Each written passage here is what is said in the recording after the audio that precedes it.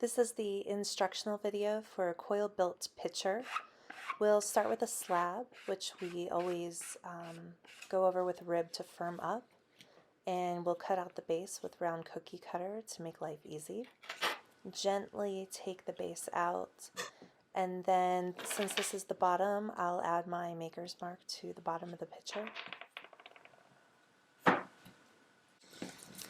I'll begin to prepare my first coil. The coils don't need to be perfectly round. We're more just going for a piece of clay that can wrap around the structure of the base. So something that ends up being a little rectangular, a little uneven, really just lends to the overall hand-built quality of the pitcher, and we don't need to worry too much with that. Rolling a coil does take a little practice. You want to use firm pressure. You want to make sure the entire coil is moving evenly and as one piece. It's very important you don't have one end sort of rolling on its own. And you also want to make sure that no part of it gets thinner than the other parts. Your coil should be about the width of a finger. Here I'm fitting the coil to make sure it will wrap around the base. And then I start my first round of scoring the base. And then in a moment I'll add slip. Every time you attach something, you absolutely must score and slip. And you'll see me do this over and over and over again as we repeat this process. The scoring is not light or delicate. I'm really digging in there. I'm really trying to rough up the clay. As I work, you'll see me spritz down the clay on a regular basis. It's important that we keep it hydrated, especially working outside. It tends to dry out quickly. Here I am adding slip to the scored areas of the vase. You can see I had a little water accident there. The slip acts like a glue, and it helps bring the pieces of the clay together. The scored section comes together as if your left hand and your right hand and the fingers are coming together and joining. So as it dries, it creates a very strong bond. When you attach the clay to your scored area, you'll tap it into place to help join the clay together. Allow the clay to overlap, and then using the scalpel tool, you'll cut straight through 2 pieces of clay in order to get a nice fit.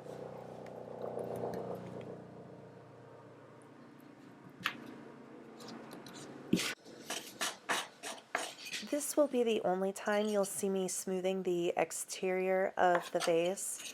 This is just to get a very strong foundation, but we will use this action over and over again throughout the construction of the vase. So what I'm doing is smoothing the clay. I'm moving it quite firmly with the wooden tool, and I'm trying to eliminate the appearance of any seams that might be visible in the exterior. Now I'm doing the same thing, going around the inside of the container to again eliminate the seam and create a smooth transition from the base to the wall.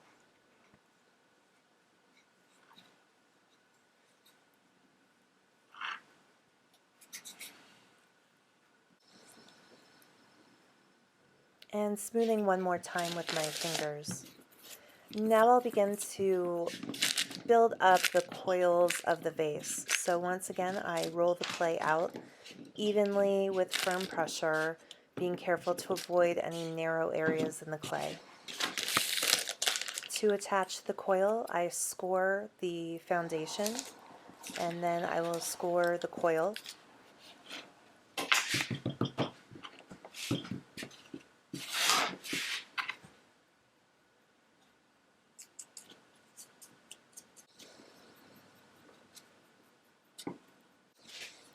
And now I'll apply a layer of slip to both of these scored areas. It's important that this is a relatively thick, wet layer, but also that it's not so over the top that it's just squeezing out of every point. Now I will wrap the coil around the vase and attach it to the scored areas. I will cut through to the excess clay so that I have a nice fitting piece.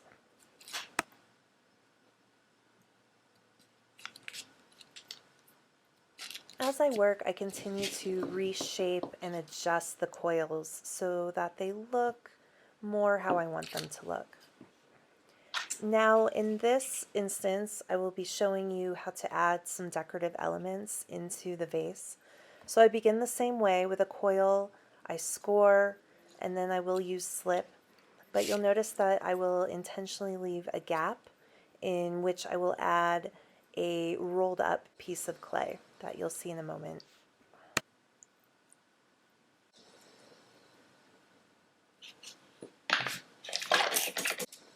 Every time I add a coil, I am trying to attach it slightly more to the outside, and this is giving my vase more of an opening. So every time I add another round, the vase becomes wider. Now you'll see I'm taking a small coil and I'm rolling it up into a snail sort of shape. Out of camera, I am scoring the sides of this snail shape, and then I'm going to score the sides of the clay where the shape will connect.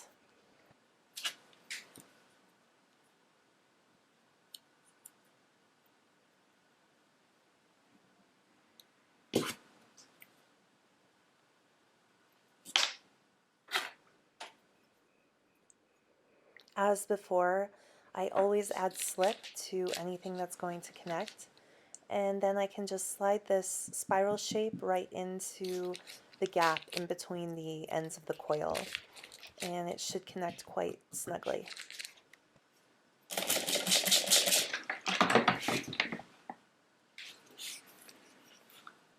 Now that I've done a few rounds of coils, I'm going to take the time to smooth the interior of the vase. So with firm pressure and a wooden tool, I'm moving the clay and I'm trying to hide the seams that I see on the interior of the vase. And this is to create a more whole, a more unified piece, a stronger piece, and it does help with food safety as well. Now I'll take a metal rib and really finish the smoothing process. I'm using quite a bit of pressure, but I'm also supporting the vase from the outside so that it doesn't become misshapen. Now I'll continue the process of building up the vase. Again, every time pushing the coil slightly to the outside of the one before it. And I will, in this instance, need to fit the coil to the decorative element.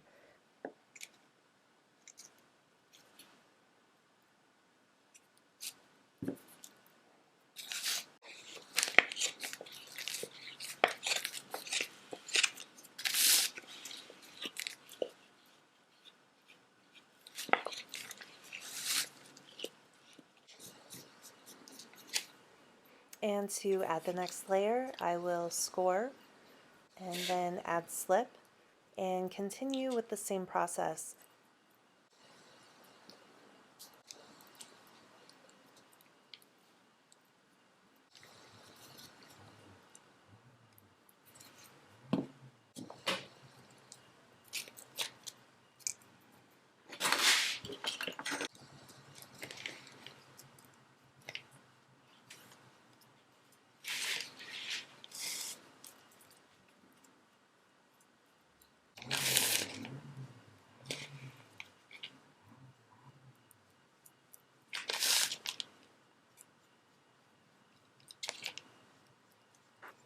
It is very important as we work to smooth the interior that we do eliminate any holes or signs of cracks.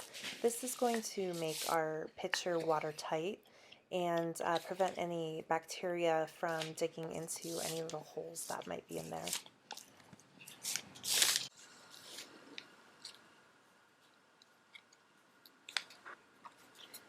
I am going to add another decorative element here so you can see the process again. I made a spiral And now I'm cutting the opening so that the spiral will fit into that space.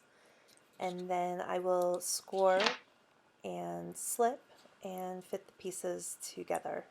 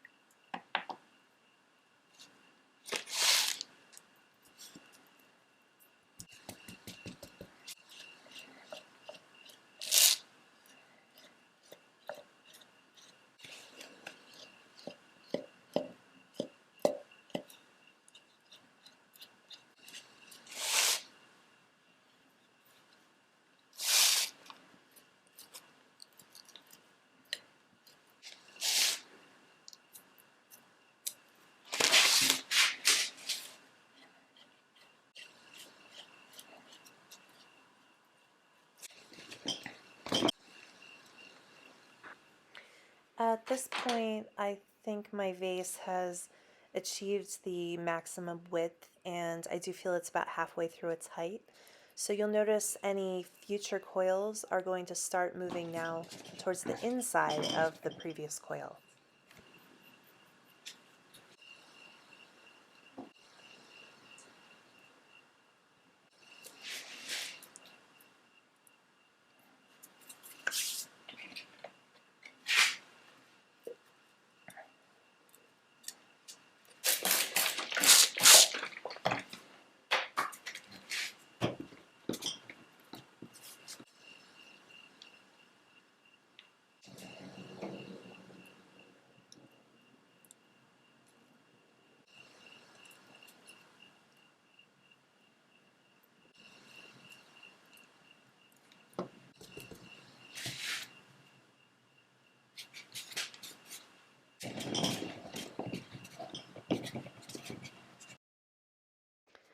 This is a sped up version of what you just watched. I thought it might be helpful to see the progression from wide to narrow, and also how I reshape the vase multiple times as I'm working.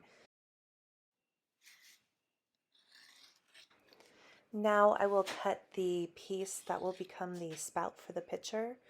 This will take a few fittings to get the shape right, the angle right, and really just comes from your determining what the right fit is for you. So it'll have a rounded bottom so it can fit nicely around the front of the vase. And then I will mark where the spout sits and score that area so that I can attach the spout. Now I score the spout piece to attach it to the vase, and then we'll apply slip to both areas where I scored.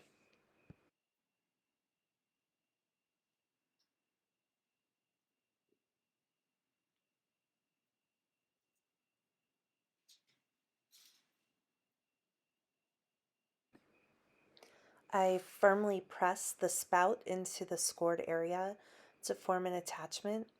It does not need to be smoothed in order to attach. And I'll begin shaping the spout piece. And then I will cut the spout so it comes to meet the vase in a nice curve manner.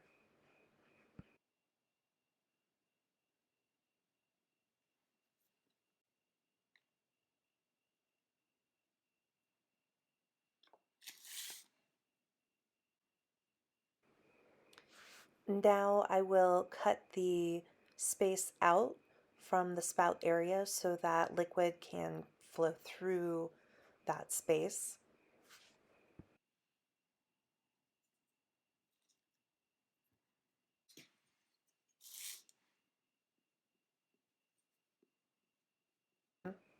And now I will spend time smoothing the connections and smoothing the last few coils of the vase. It is important when you're using your hands to smooth that you do have a lot of moisture on your fingers. Dry fingers will stick to the clay.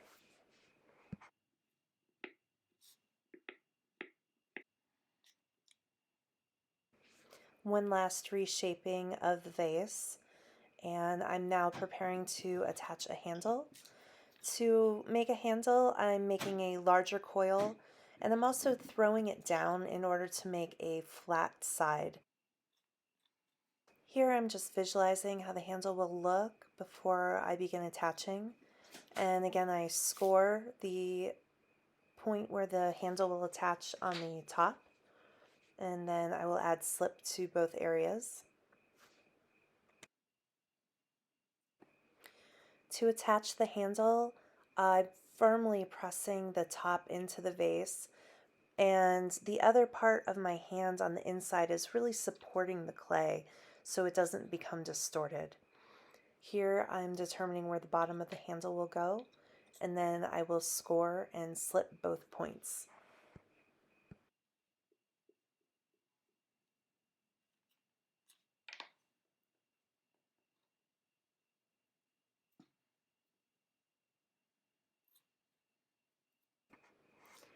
And using firm pressure but supporting the vase from the inside, I can attach the bottom of the handle.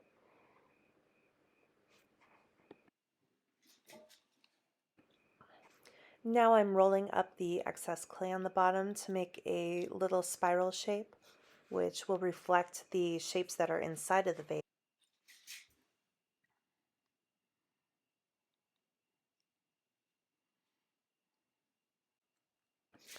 To support the handle, which is quite soft, I've put a few structures underneath it to keep it elevated.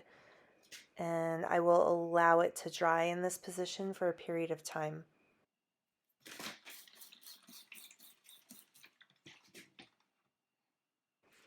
And now with wet fingers, I will once again redefine the spout just to make it have a nice exaggerated curve and to look very organic and beautiful.